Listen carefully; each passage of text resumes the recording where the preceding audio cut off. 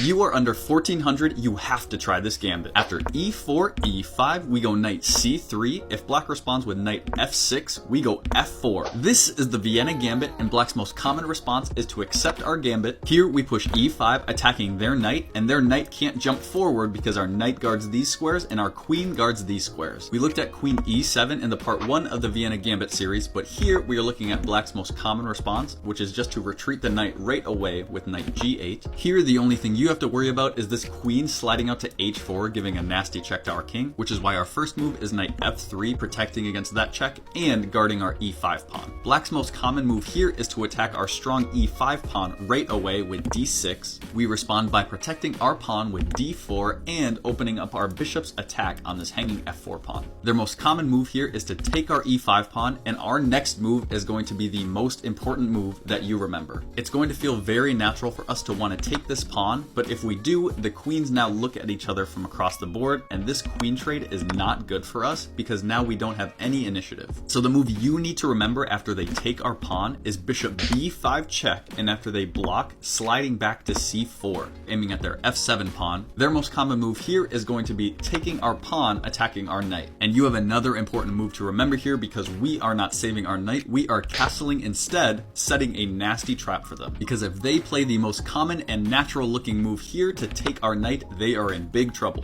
And our queens see each other again across the board, but the problem for them is that it's our turn. So after they take our knight, we have bishop f7 check, trying to deflect their king away from the defense of their queen, but if they're smart, they'll go to e7 instead. But here we have rook e1, and there is nothing they can do to save their queen.